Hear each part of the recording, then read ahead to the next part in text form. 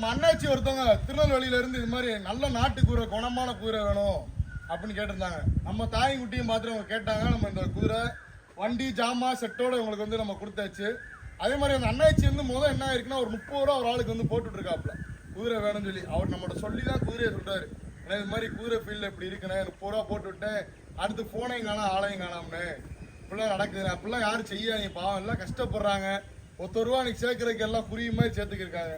அப்படி செய்யாதீங்க. எல்லாரும் நம்ம வீட்டில் ஒரு ஆளை நினைங்க, நம்ம தாய் தப்பேன் காசை நம்ம எல்லாரும் நினைங்க.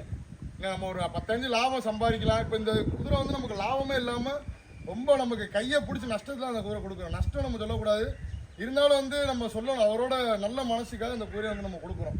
சரிங்களா? வர சொல்லலப்பா, அவன் அங்கதான் இருக்கு. சரியா?